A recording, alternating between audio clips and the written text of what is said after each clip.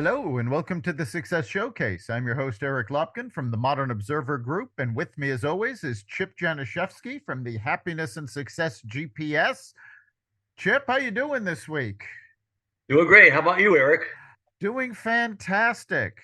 Of course, Yeah. we are coming off of Father's Day weekend. So Yep. did you do anything special? Yeah, well, both of my sons checked in, my grandkids checked in, and as I just told you, my grandson will be 14 months old this week, and he decided to start walking on Saturday. So that was pretty much fun, even though he looked like he's been ready for a long time. As soon as he took off, looked like he'd been doing it forever. So, but no, it's a great time of year, and all you fathers and grandpas and fathers to be out there, I hope you had a wonderful day yesterday too. Absolutely. I spent some quality time with my son, which is always fun. And of course, aside from Father's Day, we've got the beginning of summer right around the corner, the official beginning of summer. I know a lot of people consider Memorial Day the beginning, but we are coming up on June 21st, which is the official kickoff. And today we're going to talk about different things you can do to improve yourself during the summer. And Yes. there are some differences. People tend to get outside a lot more in the summer. There's a lot more time off. And there's certain things you need to do differently during the summer than you would at different times of year. Yeah, absolutely. Obviously, if you're going to be out a lot, make sure you have the sunscreen on and that kind of Yep. thing. But also, I mean, if you have the type of job and so on or career where you can spend more time doing what you're doing there, uh, maybe spend some office time outside on your deck and so on and so forth, and change the scenery a little bit. It's a great time of year to just enjoy what's out there. And up here in the Northeast, it lasts for 3 months or so, or a little bit more, but it's just a wonderful time to do that. So great time of year to recharge and to enjoy. It is. And being outside is key. But there's some things you need to look out for while you're spending time outside. And of course, we're all familiar with checking the temperature, checking the humidity level, make sure it's not too much for us. But of course, over the last several weeks, most of the country got used to checking a metric that a lot of them didn't even know existed prior to this, and that's the air quality index. And yes, during the summer, the air quality tends to fall because of humidity, because of the heat. So you should be checking that air quality index before you do anything active outside. Yeah, absolutely. And up here 2 weeks ago, I mean, my birthday was a couple of weeks ago, Wednesday, and we were smoked out. Basically, we had wildfires going on up in Quebec and Ontario and Canada. And that middle of the week, I've never seen it so surreal as I did that week a couple of weeks ago, because basically there weren't clouds in the sky, but the sky was still gray. The sun was very, very orangey, reddish, like out of a sci-fi movie, and the air quality was horrible, especially down in New York City. I think it was the worst air quality in the whole world back then, just because of the way the wind was blowing. And we had like 3 or 4 days that week where you had to stay inside. There were sporting events canceled, postponed, and so on. And fortunately, things are a whole lot better now, and it's like back to normal. But obviously, you have to look out for things these days, and with the way that you can find out the weather and everything else going on in a snap, it's not hard to look up what the air quality is out there. But it is very, very important, especially if you have respiratory conditions or heart Yep. conditions and so on and so forth. So can't overdo when it's like that. Absolutely. And it is very easy to check the air quality index. Most weather apps now include it in the app. So you've got, the Apple's weather app, Google's weather app, the Weather Channel, AccuWeather. They've all got the air quality index in them. So it's easy to check. And you want to make sure it's not too high because the high, seems a little confusing, but the higher the air quality index is, the worse the quality is. So you want it to be a low number, preferably in the single digits. Yeah, and obviously, if you just go outside and poke your head out, a lot of times you can sense this, but you still have to be very, Yeah. very careful.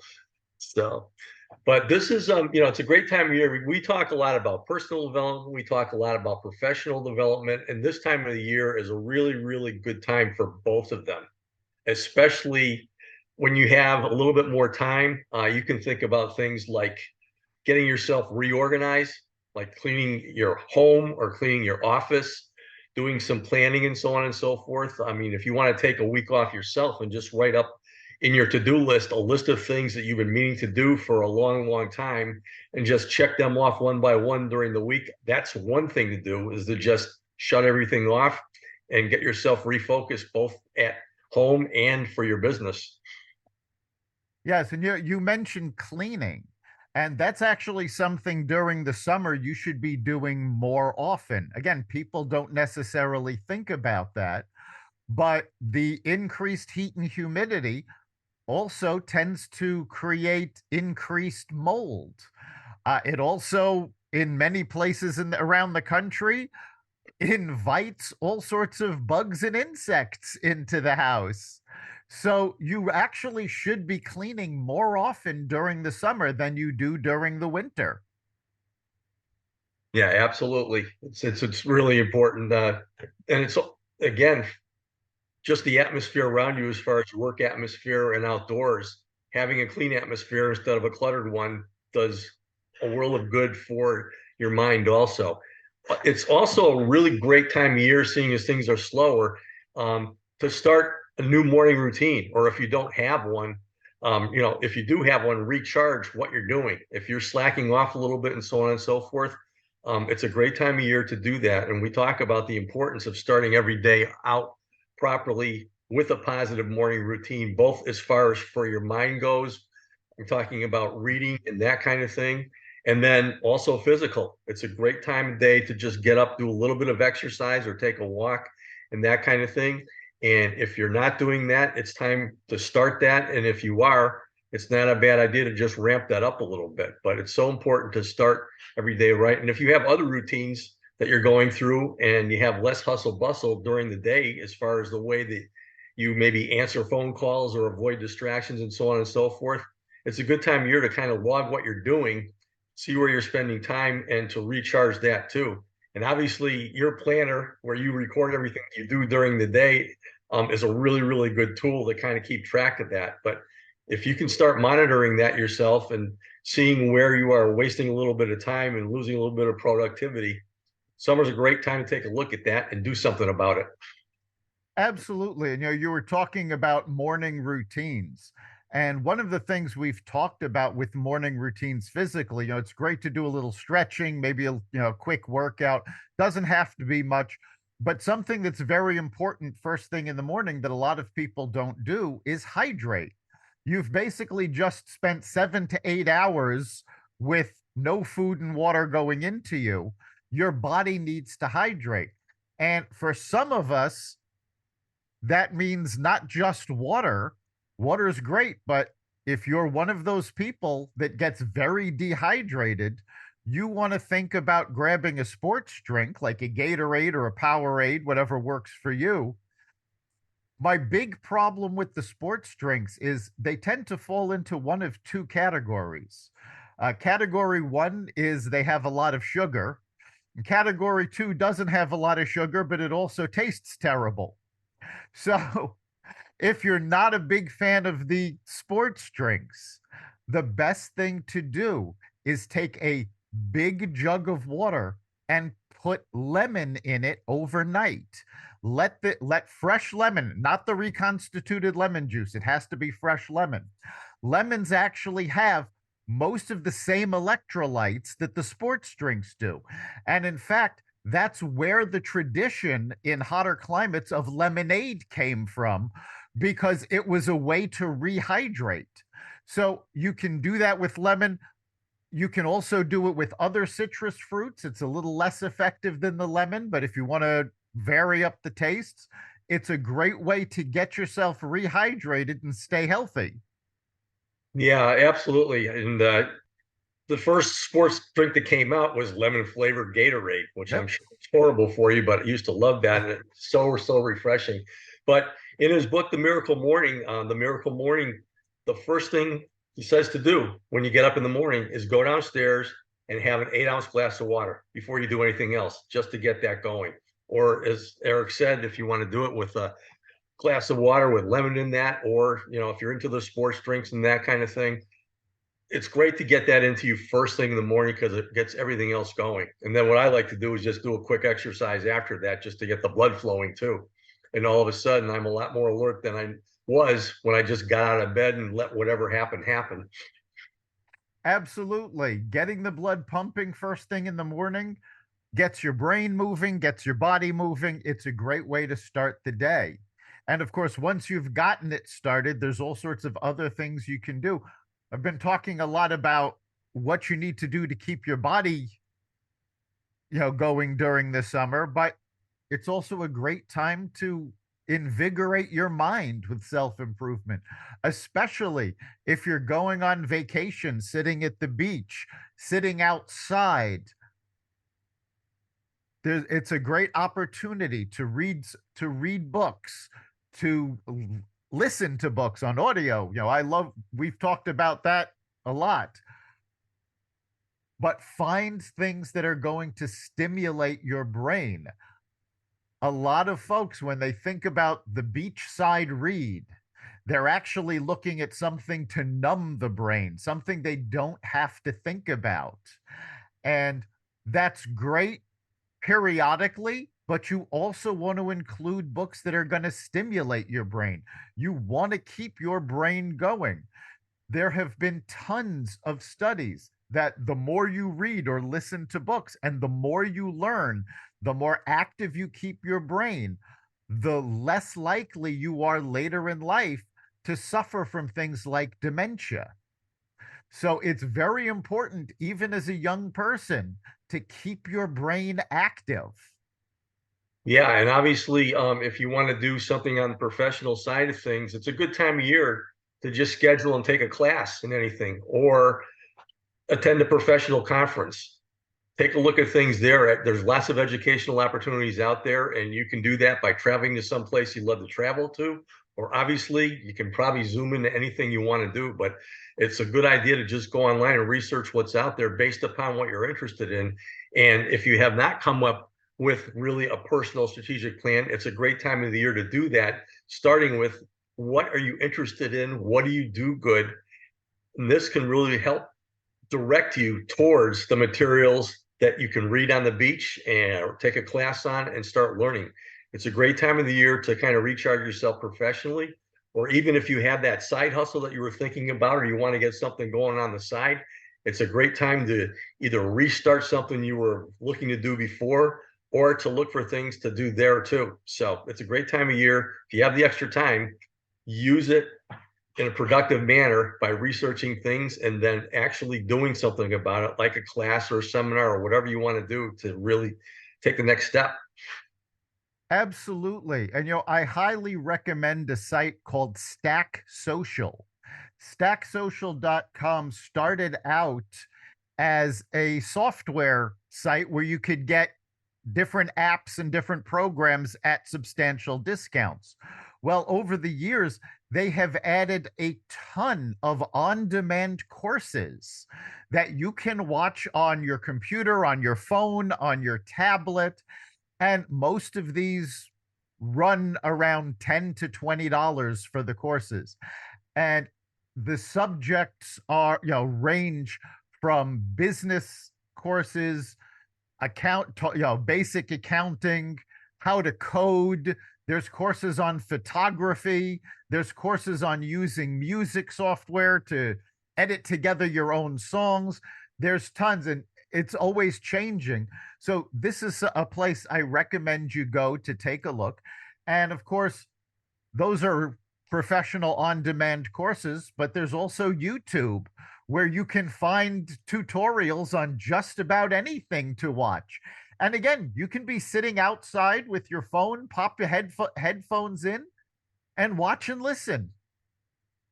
Yeah, YouTube is really my favorite place to go on television. And I can't, you can do that on your television, on your computer, on your phone, as you're talking about.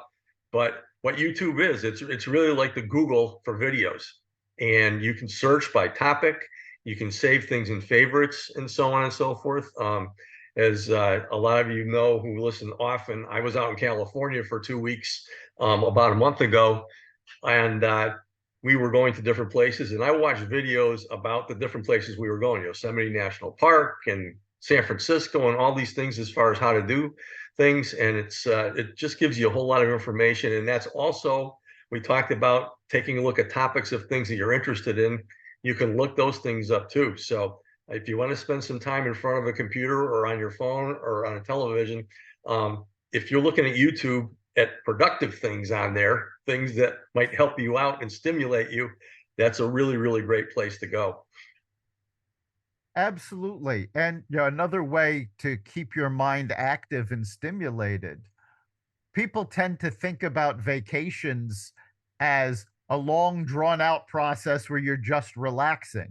Now, that relaxation is key, but it doesn't have to be long. You can take a vacation every weekend.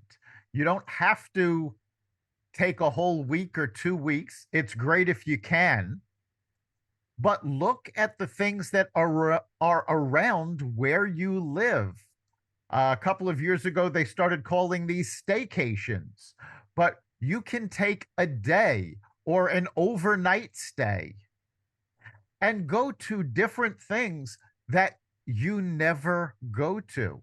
You know, it's a running joke. I grew up in New York City. And when you live in New York City, there's certain places that you never think to go. The top of the Empire State Building, some of the museums. That's the stuff that the tourists do. Well, become a tourist in your own area over the weekend. It's a great way to explore new things, try a new restaurant, go somewhere you've never been before. You would be amazed at, if you just get into your car and drive half an hour, how many things you can find that you didn't know were right around your area. Yeah, absolutely. And I mean, one of the things that you can do if you live in an area where there's a little city or a town around you that you've heard of all the time, one of the best things you can do is just go into Google and type in that town. Invariably, you're going to see the 10 best things to do here, the 10 best things to do there. Again, this works on YouTube also, but the research is right there. And one of the things that it will do is it will help you, especially in a staycation. Say you're staying at home, just plan a couple of trips right from your home and so on. And it'll also make you appreciate where you live a whole lot more. If you have a house that's in a wooded area and so on and so forth, spend more time looking outside and just sit silently and enjoy what's all around you. That's something that I've come to learn to do over the years. And I've been living here for 36 something years. And it's only the last several that I've really, really just enjoyed sitting out and enjoying my backyard, except when the bears try to attack me. But it's just wonderful to appreciate your surroundings, and obviously getting into a little bit of a meditative state where you try and quiet your mind and just sit out there and appreciate things. Either sit or take a walk without saying anything, just walk silently around. It's just a great way to calm your mind down, especially during the summer. Absolutely. And, and especially now when we've been dealing with runaway inflation, a lot of folks are going, well, I can't really afford to take a vacation or to do all these things. There are amazing low cost alternatives that you can do for just a day. Um, for example, if you're a baseball fan, yeah, it can get very expensive to take a family of four to a major league ball game. But there are minor league parks all over the country that you can enjoy a day out at for about $30. For the price of what one ticket could be at a major league ballpark, you can take four people to a minor league ballpark. So investigate what's around. Don't go in with preconceived notions about, oh, I can't afford it. Even more extensive vacations, there are different sites that last minute hotel stays, last minute flights can be found very inexpensively because they're trying to get rid of them. Yeah, absolutely. Yeah, I mean, speaking of, minor league ballparks and so on and so forth, even if you're not a sports fan, if you're young parents and you have kids, there is nothing like taking a couple of kids to a ball game and having them enjoy everything other than the ball game and you enjoying watching them doing that. So whether you're into it or not, that's a great place to go. Another thing that you can do during the summer, obviously you can look at community calendars and so on and so forth to see all the different events that are going on. A lot of times there's like afternoon concerts or this or that that's going on.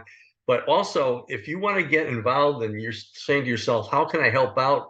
For the better of mankind a little bit and so on and so forth. It's a great opportunity for you to look for volunteer opportunities out there. There could be events going on where you could help with, or you could go volunteer for a couple of days at some place like Food Share and help sort food. Yep. There are all kinds of opportunities out there too, where if you look for that, uh, obviously it will keep you busy, but the self satisfaction in your heart that you're going to get from giving back rather than just sitting there feeling sorry for things when you hear and read about them.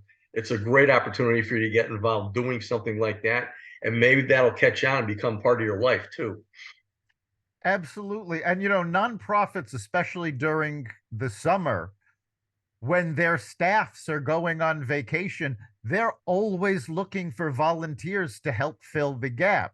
So they're there all year long if you want to volunteer, but during the summer, a lot of them have some real needs for your help. And it's a great way to get involved in your community.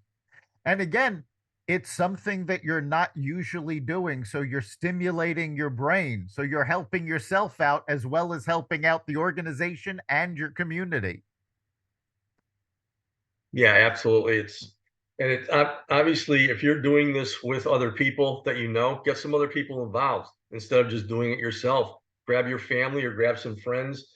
If you're networking and so on and so forth, grab your networking group and say, hey, look, there's an event going on here. Why don't we get a team together and go out and do this 5K walk to raise money for something? They're all over the place. And again, if you look online or especially in community calendars, you can definitely find a way to give back. And it's so hard, it's so wonderful for your mind when you're doing that too. Exactly. You're improving yourself, your community, you're giving back. It's a great win win for everybody. Now, we've talked about, how important improving your mind is and keeping active while you're relaxing. But there are dozens, if not hundreds at this point, of apps that you can subscribe to help you calm down and to help move your mind. Two of my favorite are called Calm and Aura, and they're fantastic apps. They help you meditate, they help you relax, and that's something that during the summer most people are focused on, is clearing their mind and getting some heavy duty relaxation is to recharge and reset. So there are apps that can help you.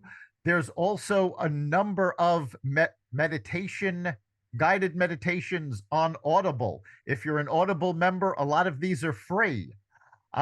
There's meditation programs on YouTube that you can listen to. And in fact, a lot of people don't know this, but one of the things that I use on a regular basis to help relax are meditative sounds on YouTube.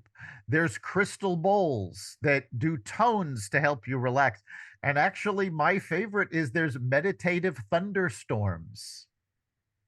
And you just close your eyes, listen, and relax. And that's important. Again, as much as we talk about keeping your mind active, if you're too focused on the activity, you will eventually burn out. So you need to relax as well. So that's something else for you to do.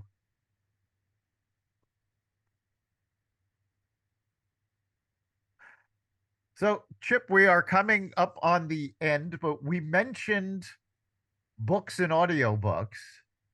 So why don't you toss out what are some of your favorite books, either to relax or for self-improvement? Audiobooks. Obviously, the Miracle Morning is a great way to get your day started.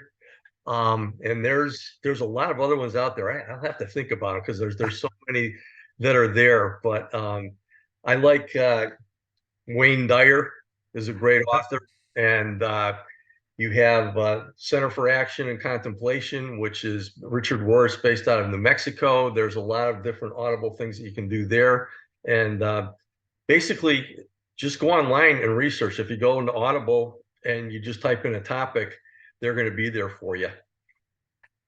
Yes, they will. Yeah, for self-improvement, there's a couple of books that I listen to again and again, at least once a year. The 12-week year is a big favorite of mine. The 10X rule I like, as well as Getting Things Done, and the other books by David Allen and his series about organization. But there's also some great ways to relax, especially on Audible, and that's novels. If you're into mysteries, I highly recommend the work of Michael Connelly. He's got a couple of series that all actually intertwine. So he's got the Harry Bosch series of mysteries, he's got the Lincoln Lawyer series, and they intertwine, as well as a couple of other characters that he did book series of. So there's literally dozens of books by him.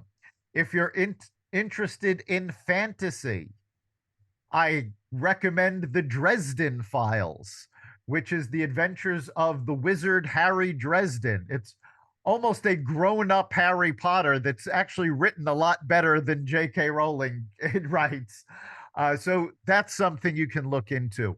And also, Audible has been doing Audible originals where there are full cast productions of novels and also of famous comic books. They've teamed up with DC to do The Sandman, which is very much for adults, but it is a fantasy series. Again, full cast recordings. So it's like the old time radio shows. And they've done these for books like The Hitchhiker's Guide to the Galaxy. They've done tons of classics, including some Shakespeare. So, whatever your taste is, you can find these full cast recordings and listen to an entire show the way they used to do it on radio. Yeah, Audible is amazing. When you're driving around in your car, that's what I do. I listen to Audible all the time. Two of my favorite books are by the same author, The Four Agreements and then The Fifth Agreement. And this is all about personal development and taking a deep breath and experiencing what really is, as opposed to all of the crazy things that you learn growing up from the outside world. I highly recommend those two books. Also, and then another great book is The Alchemist by Paulo Coelho. So pick out subject of interest. You just mentioned a couple authors that I haven't read in 20 years, but the books are great, like Michael Connelly and those things. They're all there. So a lot of Yeah, good there. and of course, in terms of self improvement, we've talked a lot about other authors. Bob Berg, who does the Go Giver series, David Allen, who does the Getting Things Done series. There are tons of folks out there that you can listen to, that you can read, improve your mind, improve your body. Another great book, The Spartan Way, is about mind and body. And there's fantastic things. This is a great time of year to take yourself to the next level.